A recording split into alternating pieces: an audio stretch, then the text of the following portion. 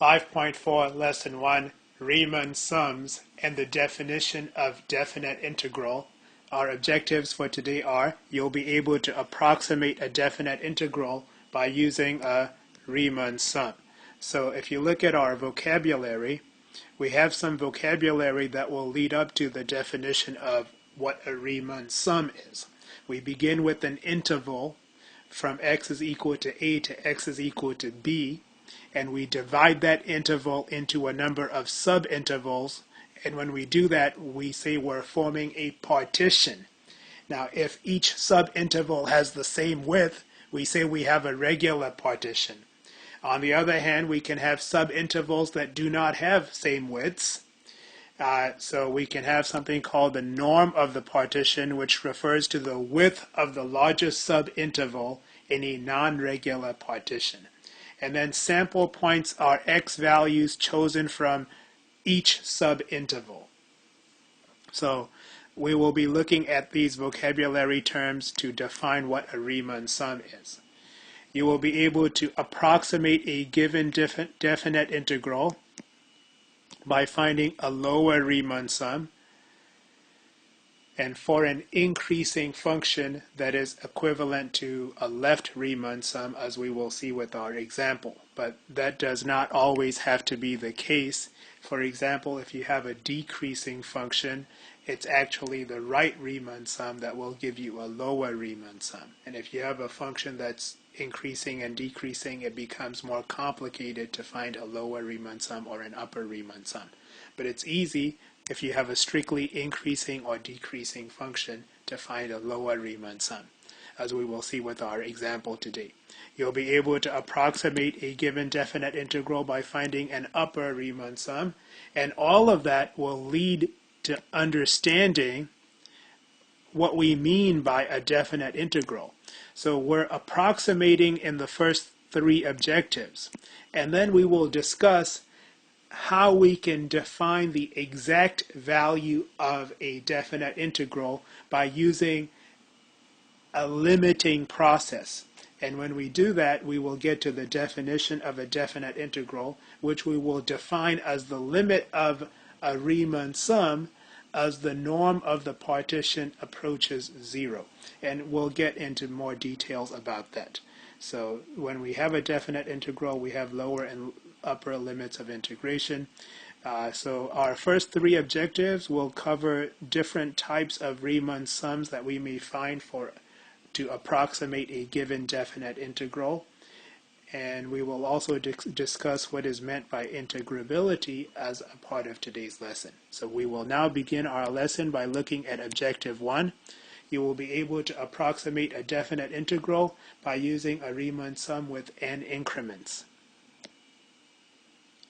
For numbers 1 to 6, calculate approximately the given definite integral by using a Riemann sum with n increments. And for number 1, we want to use 6 increments. Pick the sample points at the midpoints of the subintervals. So if you look at number 1, we have the definite integral of the function f of x is equal to x squared, integrated with respect to x from x is equal to 1 to x is equal to 4. And we know that we interpret this definite integral as the area under the graph of the function f of x is equal to x squared above the x-axis between the vertical lines x is equal to 1 and x is equal to 4. But how can we find that an approximation for that area? Once again, this definite integral, it represents the area under the graph of f of x is equal to x squared above the x-axis between the vertical lines x is equal to 1 and x is equal to 4. So it represents the area of this region. We cannot find the exact area using known formulas from geometry. And the reason why we can't do that is because the top boundary of the region is not a line segment. It is instead a curve. So the best thing we can do with pre-calculus is to come up with an approximation. And of course, there are different ways you can approximate the area of that region. You can count squares. You can divide the interval from 1 to 4 into a number of subintervals. We're going to divide it into 6 subintervals for number 1. Or it could be more than 6. It could be 12. It could be 24. It could be 48. You can do as many intervals as you'd like. The fewer the number of intervals, the less accurate your approximation will be. The more the number of intervals, you could have a greater you could have an approximation with greater accuracy, provided that the norm of the partition or the width of the larger subinterval is also getting smaller and smaller. So if we're going to divide the interval from 1 to 4 into 6 subintervals, we have different ways we can do that, but the most straightforward way of doing it is to divide it into subintervals of equal widths, and that is called a regular partition. So you have what is the width of the interval from 1 to 4? Well, 4 minus 1 is 3, so the width of the interval from 1 to 4 is 3 units, and if you divide that by 6, you get 3 over 6, or 1/2, which would be the width of each subinterval in a regular partition. So we have the interval from 1 to 4, and we can divide that into 6 subintervals. From 1 to 1.5, 1.5 to 2, 2 to 2.5, 2.5 to 3, 3 to 3.5, and 3.5 to 4. And on each subinterval, you can form a rectangle, and in this particular problem, it says pick the sample points at the midpoints of the subintervals. So the first subinterval is from 1 to 1.5, and the midpoint of that would be 1.25. So I will use this rectangle. The second subinterval is from 1.5 to 2. The midpoint of that would be 1.75, so I will use this rectangle. The third subinterval is from 2 to 2.5. The midpoint of that would be 2.25, so I will use this rectangle. The fourth subinterval is from 2.5 to 3. The midpoint of that would be 2.75. The fifth subinterval is from 3 to 3.5. The midpoint of that would be 3.25. And the sixth subinterval is from 3.5 to 4. The midpoint of that would be 3.75. So now I have what we call a midpoint Riemann sum, or I have the rectangles for it, but I actually have to go ahead and find the area of each rectangle and add the areas of the 6 rectangles together to get an approximation for the area that I'm interested in, which is, of course, the value of this definite integral. So the value of this definite integral is approximately equal to the midpoint Riemann sum that we're going to calculate now. So for the first rectangle, we will have the height of the first rectangle would be the function f. F of x is equal to x squared. This is the integrand. The function f evaluated at the midpoint of the first subinterval, which is 1.25, and f of 1.25 is, of course, this particular value here. But I'll just write f of 1.25, multiply that by the width of the subinterval, which is 1/2. Add to that, for the second rectangle, the midpoint is at x is equal to 1.75, so the height of the rectangle would be the function f evaluated at 1.75 multiplied by 1/2. For the third subinterval, the midpoint would be at 2.75. No, actually, sorry. For the third subinterval, the midpoint would be at 2.25. So I have the height of the third rectangle would be f of 2.25 multiplied by the width of the rectangle 1/2 to give area. And for the fourth rectangle, the midpoint would be at 2.75. So I have the height will be f of 2.75 multiply that by the width of the rectangle to get the area of the fourth rectangle. For the fifth rectangle, I have the midpoint is at 3.25. So I have f of 3.25 for the height of the fifth rectangle multiplied by the width of the fifth rectangle. And finally, for the sixth rectangle, the midpoint will be at 3.75. So the height of the sixth rectangle is f of 3.75, and then multiply that by the width of the sixth rectangle 1/2.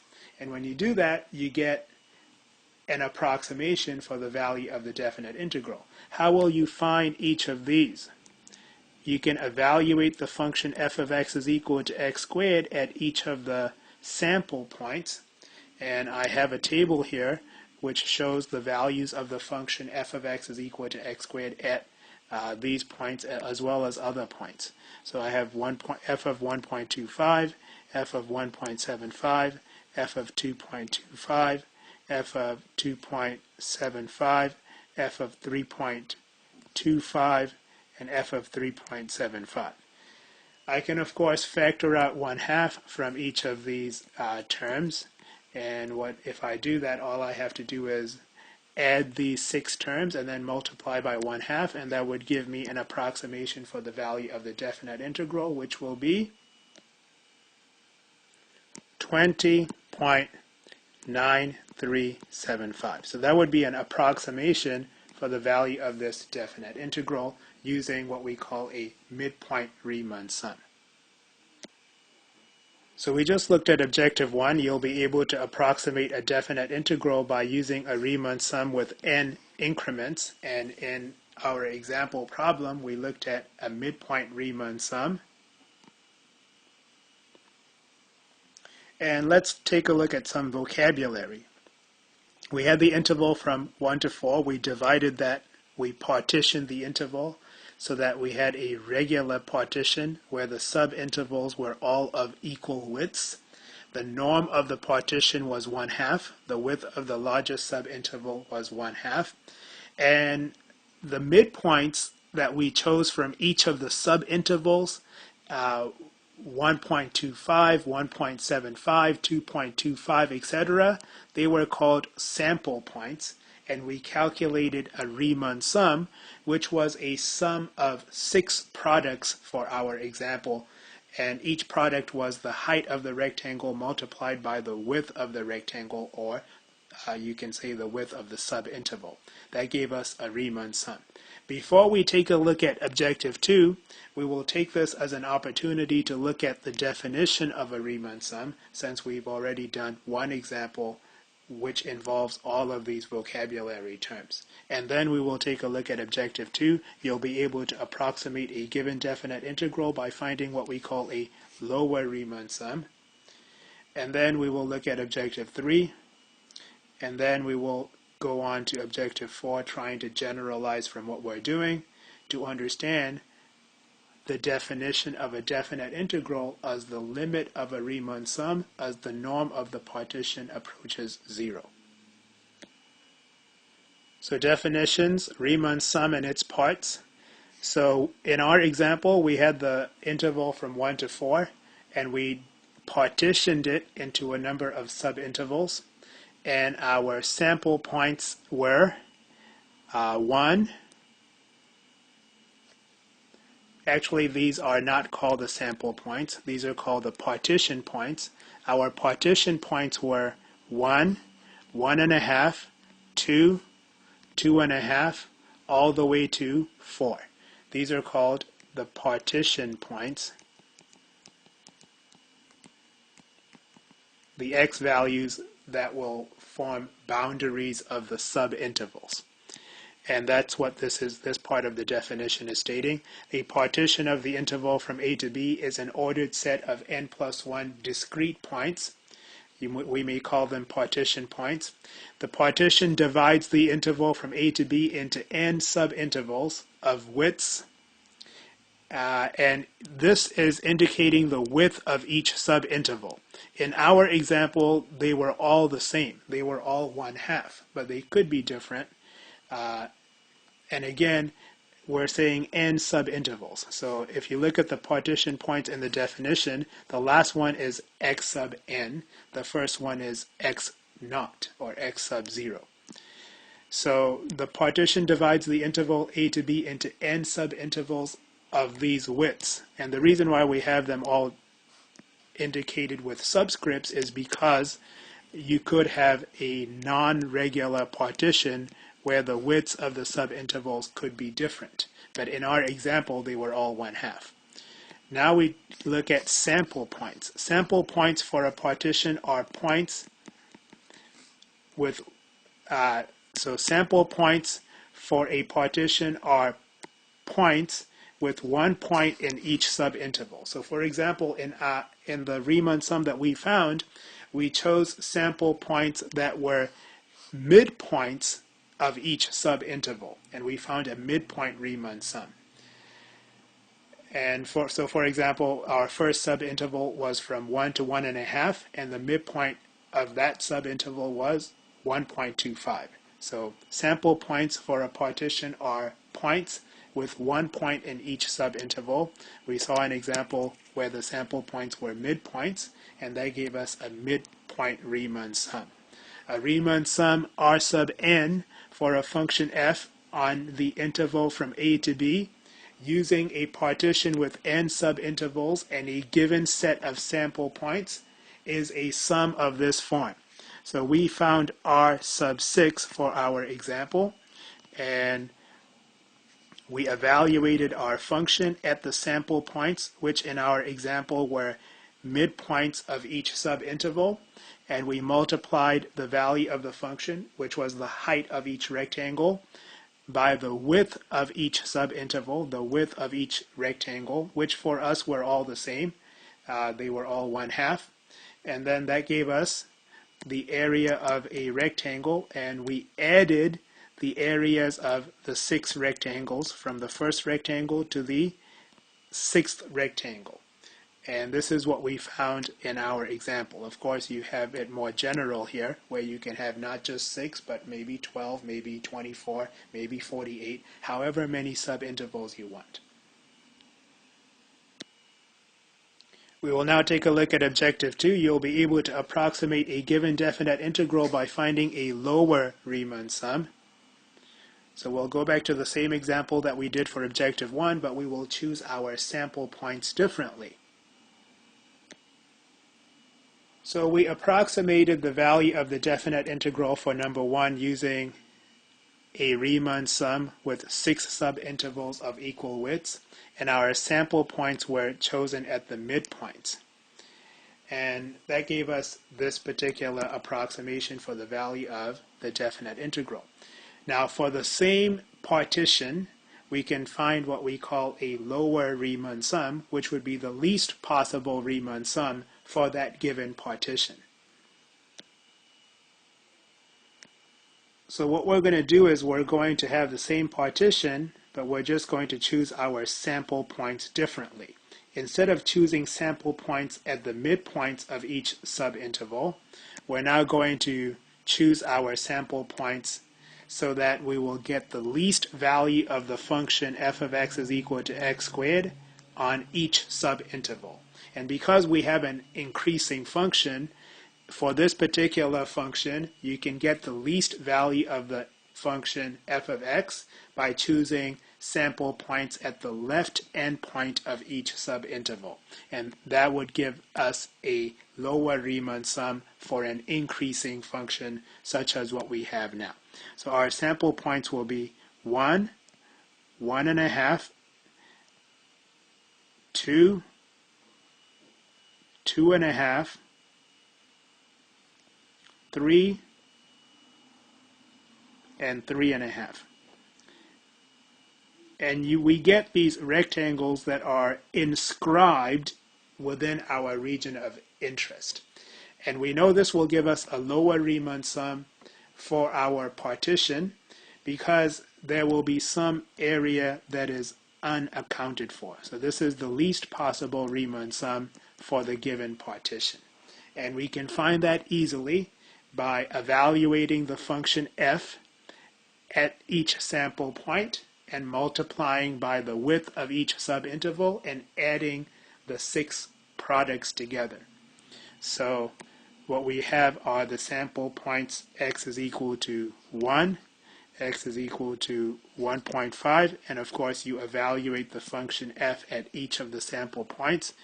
X is equal to 2, x is equal to 2.5, x is equal to 3, and x is equal to 3.5. So this is going to give us a lower Riemann sum. We're choosing sample points in this particular case not at the midpoints but at the left endpoint of each subinterval. This is giving us what we call a left Riemann sum, which for an increasing function will also be the same as a lower Riemann sum.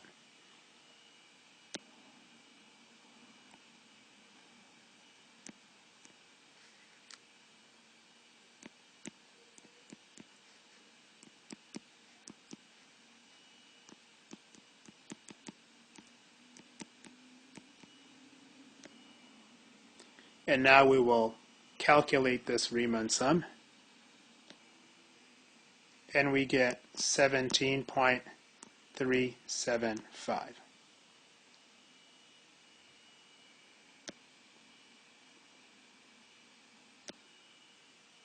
Now we'd like to take a look at objective 3. You'll be able to approximate a given definite integral by finding an upper Riemann sum. We will go back to number 1 from our earlier example, but now we want an upper Riemann sum.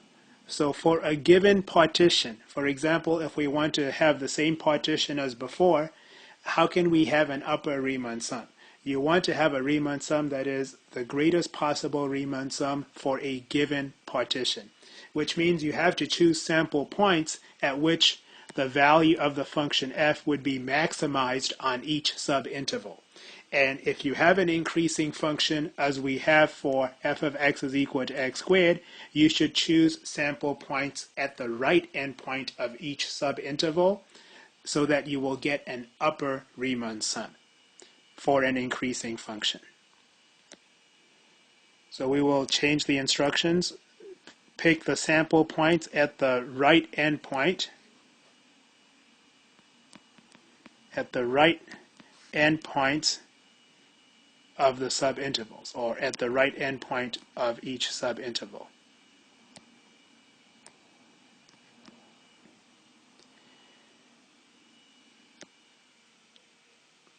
So we will have the same subintervals from before, but now we're going to choose our sample points at the right endpoint of each subinterval for our increasing function, and that will give us an upper Riemann sum.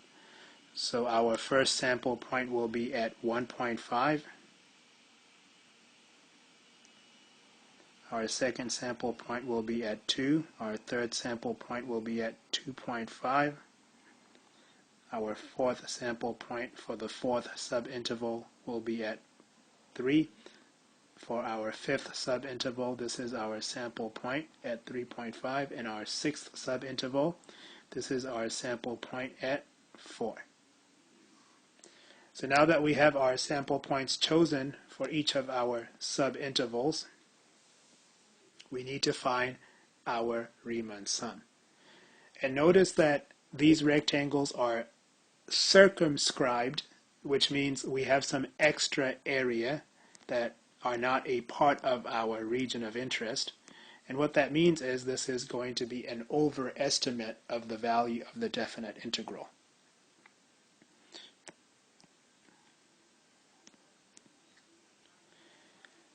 So for our first rectangle, we will have the height of the rectangle would be f evaluated at the sample point of 1.5 multiplied by the width of the subinterval. For our second rectangle, the height will be f evaluated at the sample point of 2 multiplied by the width of the subinterval, and so on. And of course, we add these 6 products together to get our Riemann sum, which will be an approximation for the value of the definite integral.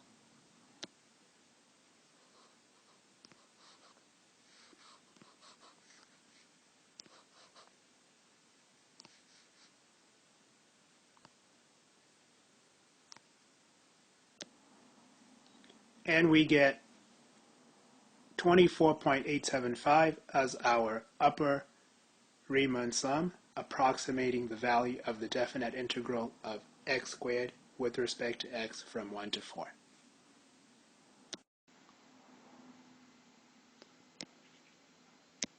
So we've seen examples for objectives 1, 2, and 3, and now we'd like to take a look at objective 4. You will understand the definition of a definite integral. And we've seen these vocabulary terms as we were doing examples for objectives 1, 2, and 3. And now we're going to look at the definition of a definite integral. You will understand the definition of a definite integral, and in doing so we will cover the concept of integrability. Vocabulary terms that we want to be familiar with for a definite integral are lower and upper limits of integration. We begin by revisiting the definitions for a Riemann sum and its parts. So a partition of the interval from A to B is an ordered set of n plus 1 discrete points. These are called partition points, and of course we saw this demonstrated with the 3 examples that we did. The partition divides the interval A to B into n subintervals of widths, and if you have a regular partition, all of these would be the same, but you could have a non-regular partition and these could be different. Sample points for a partition are points with 1 point chosen from each subinterval. And with our 3 examples for objectives 1, 2, and 3, we chose sample points that were at the midpoint of each subinterval, at the left endpoint of each subinterval, at the right endpoint of each subinterval, and so on. A Riemann sum, R sub n, for a function f on the interval A to B using a partition with n subintervals and a given set of sample points is a sum of this form. And this is what we saw for our examples. And for our first example, our sample points were chosen at the midpoint of each subinterval. For our second example, our sample points, C sub k, were chosen at the left endpoint of each subinterval. For our third example, our sample points were chosen at the right endpoint of each subinterval, but you're evaluating the function at a sample point from each subinterval and then multiplying by the width of that subinterval to get a product, and a Riemann sum is a sum of these products. And since we used 6 subintervals for our examples, we have R sub 6. And of course, for our products, they gave us areas of rectangles. So Riemann sums were used for our 3 examples to approximate the value of a definite integral. Specifically, we had the definite integral of x squared with respect to x from x is equal to 1 to x is equal to 4. But these were approximations. So what is a definite integral? What would be the exact value of this definite integral? How will we define that? Now we take a look at the definition of definite integral and integrability, the definitions of definite integral and integrability. So as we look at this definition, we would like to think about what we did in the first part of this lesson. We approximated the value of the definite integral of x squared with respect to x from 1 to 4 by using a regular partition with 6 subintervals, and we found a midpoint Riemann sum, a lower Riemann sum, and an upper Riemann sum. And I have them here for your reference so that we can refer to that as we look at these definitions. So if the lower sums L sub n, so that is talking about what we did here, but we're talking about lower sums. This is one particular lower sum, and the upper sums U sub n, that is talking about something like what we did here. This is one particular upper sum, but this is talking about upper sums. For a function f on the interval a to b approach the same limit as the norm of the partition approaches 0. So for our examples, we used a regular partition with 6 subintervals. The width of each partition was 1/2. So the norm of our partition was 1/2. So what does it mean to say as the norm of the partition approaches 0? It means the width of each subinterval will become smaller and smaller and smaller. And let's think about why we would like to have a situation like that. Here you see the diagram for the upper sum that we found earlier using 6 subintervals of equal widths. But suppose we had used, instead of 6 subintervals of equal widths, perhaps we had used 12 subintervals of equal widths. And how would our upper sum using a partition in which we have 12 subintervals of equal widths compare to our upper sum that we had found earlier using a partition in which we had 6 subintervals of equal widths? Well, if we had 12 subintervals of equal widths and we're doing an upper sum, this is what our picture would look like. And I'll show you using yellow.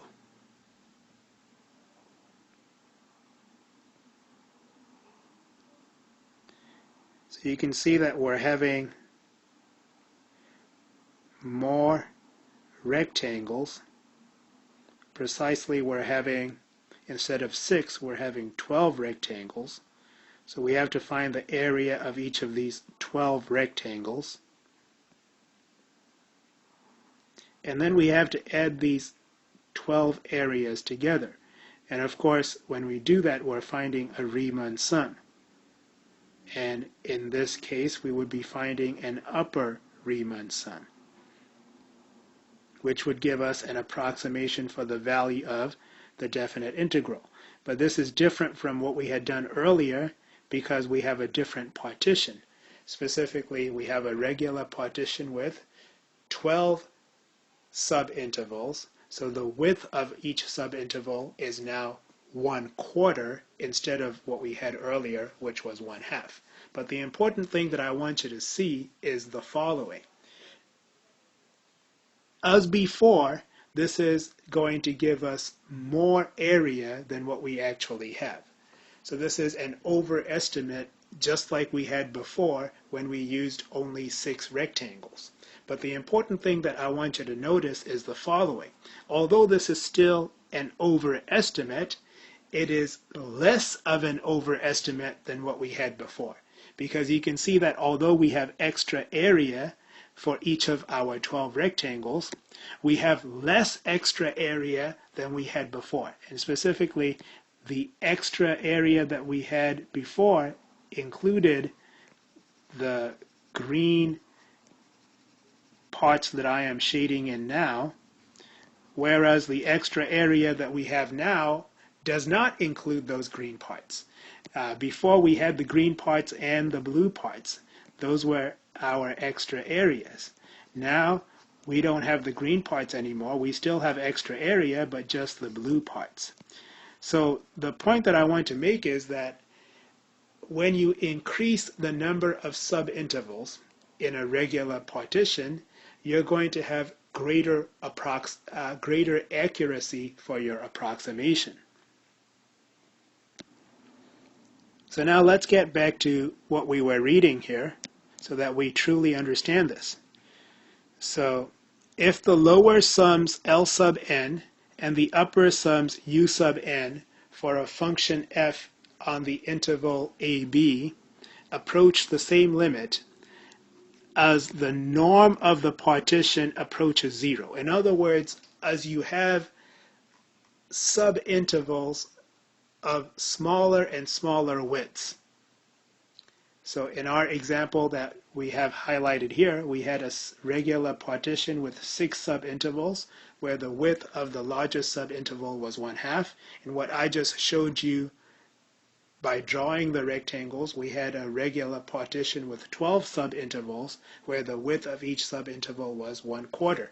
And this is stating as the width of the largest subinterval approaches 0, which means the number of subintervals will be approaching infinity in the case of equal width subintervals. But in either case, if you are saying, let's adopt a new notation, we're going to say this is what we call the norm of the partition, meaning the width of the largest subinterval. And if the largest subinterval's width is approaching 0, even if you don't have a regular partition, the number of subintervals will be approaching infinity. If the lower sums and the upper sums for a function f on the interval ab approach the same limit as the norm of the partition approaches 0, then we say the function f is integrable on the closed interval ab. And this common limit that is reached by the lower and the upper sums as the norm of the partition approaches 0 is defined to be the definite integral of f of x with respect to x from x is equal to a to x is equal to b. The idea is this: if you are increasing the number of subintervals and the width of each subinterval is getting smaller, this approximation will become more accurate. So will the approximation used by the lower Riemann sum. And we're saying that if that is happening and these two are approaching a particular value, not necessarily this, maybe, maybe not, but if they are approaching the same value, then we say that f is integrable on the closed interval ab, and that common limit is defined to be the definite integral of f of x with respect to x. So with that, we can focus on what we see here. Let's look at this. We started working to understand what this means. The limit of the upper sums as the norm of the partition approaches 0.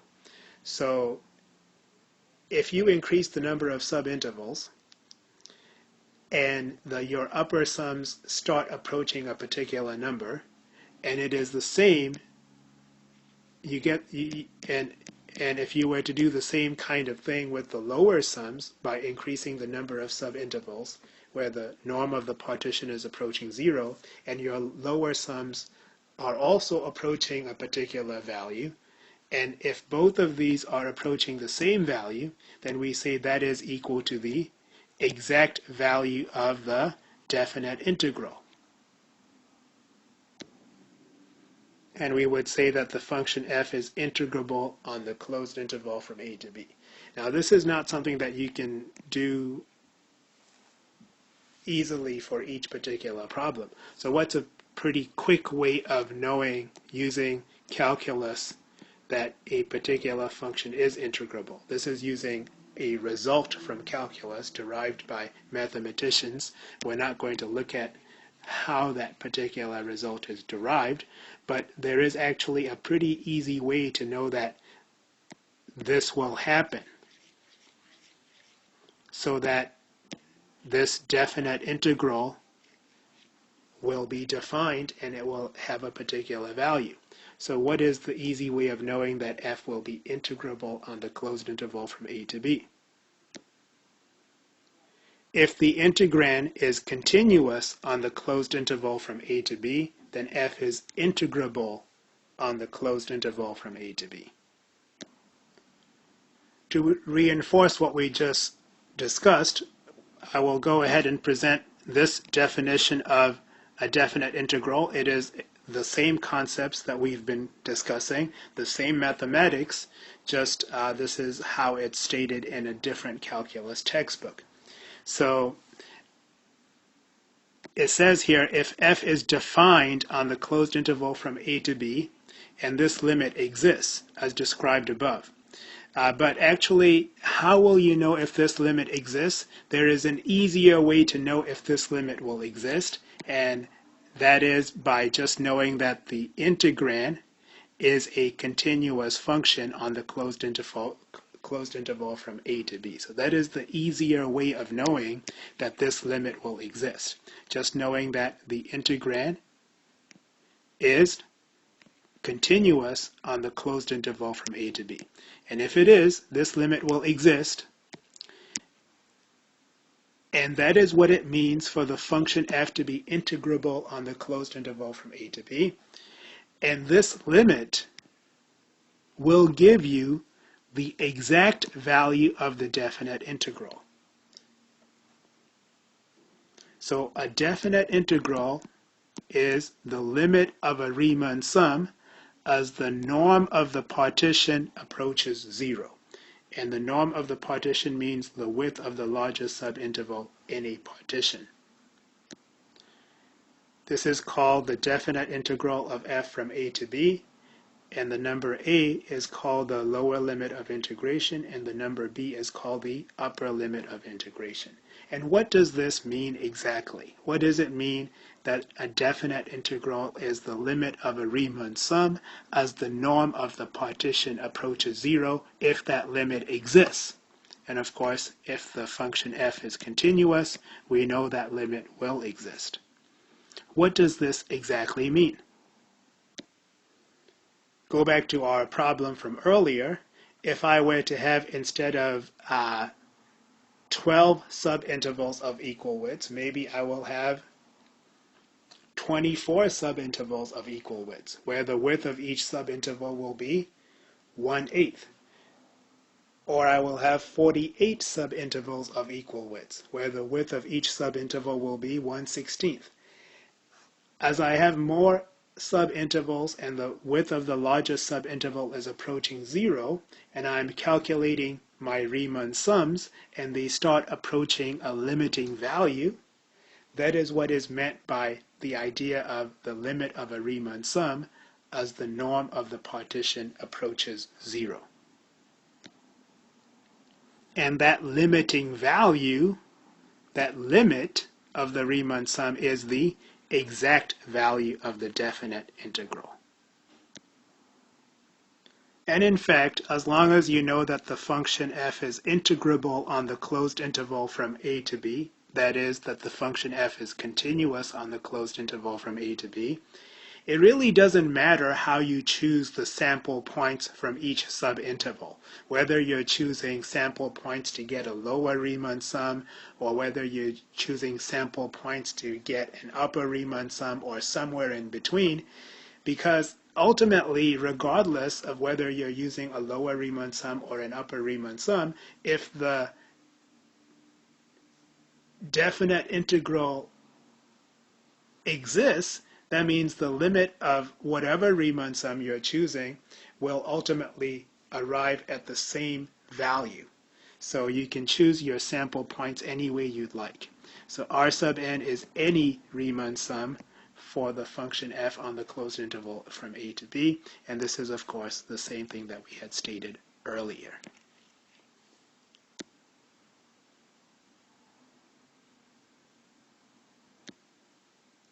So today we looked at lesson 1, and in fact we can actually consider this to be lesson 1 part A and objective 4 to be lesson 1 part B. In part A, we were able to approximate a definite integral by using different Riemann sums. In our first Riemann, they all had the same partition, but in the first Riemann sum, the sample points were chosen from the midpoints of each subinterval. In the second Riemann sum, we chose the sample points so that we had a lower Riemann sum. And in the third example, we chose the sample points so that we had an upper Riemann sum. And then all of that helped us to understand our discussion about the definition of a definite integral. And in today's lesson, in both parts, we looked at these vocabulary terms.